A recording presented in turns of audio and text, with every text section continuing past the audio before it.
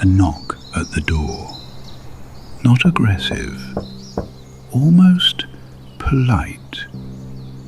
A man in a well-tailored coat. He's smiling.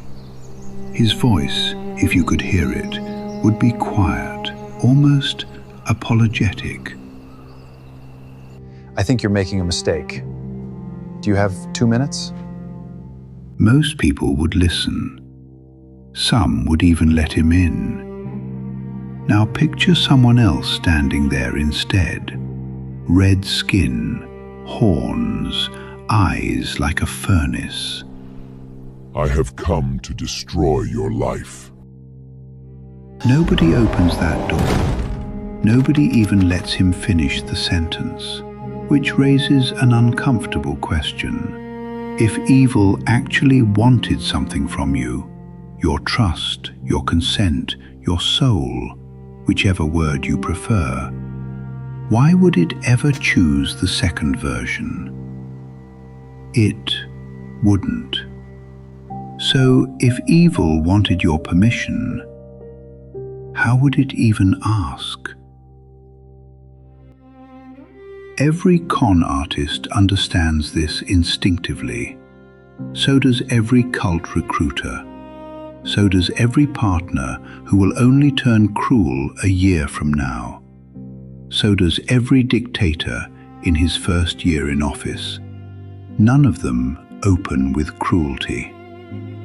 Cruelty comes later, if it comes at all. What they open with is comfort, reasonableness, the quiet feeling that nothing bad is actually being asked of you. This isn't a flaw in how manipulation works. It's the entire mechanism. And the frightening part is this: once someone plants the idea, your own mind finishes the work for them. Consider something much smaller than a cult or a dictatorship. Just a man, alone, at a red light at 2 in the morning. No one else on the road, no camera he knows of, no consequence he can picture. He doesn't decide to become a worse person. He decides that this one time, the rule doesn't really apply to him.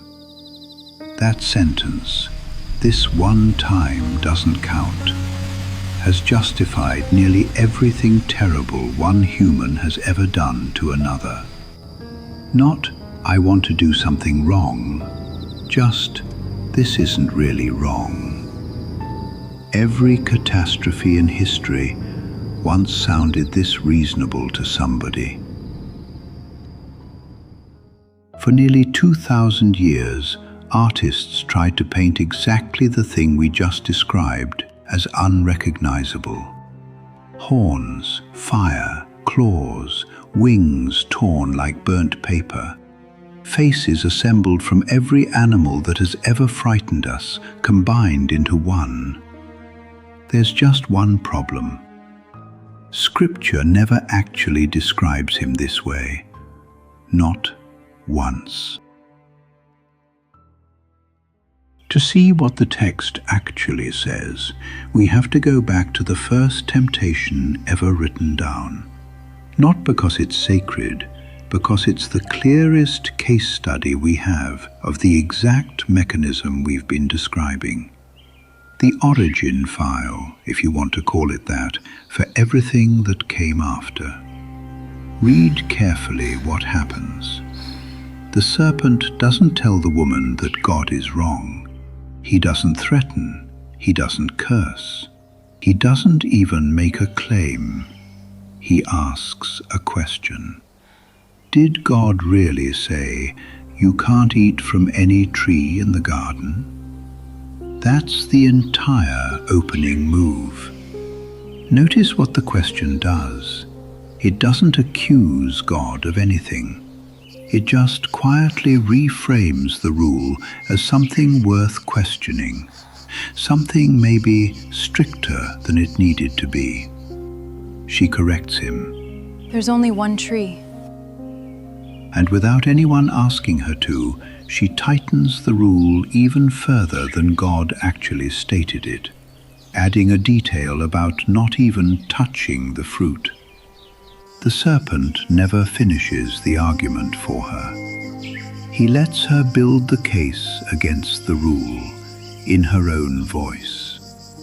That's the part professional manipulators understand instinctively. And it's exactly what happens in this scene, 3,000 years before anyone had a word for manipulation. People rarely defend against an idea someone else gave them. They defend the idea they believe they thought of themselves. And then comes the detail almost everyone misremembers. The serpent never promises pleasure. He never promises wealth or revenge or power over another person. He promises improvement. You will be like God, knowing good and evil.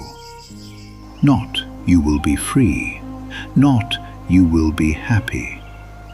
You will be more, better, closer to what you were always meant to become.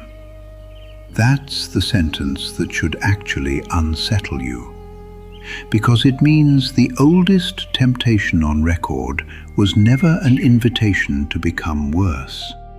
It was an invitation to become better on someone else's terms at a price no one said out loud.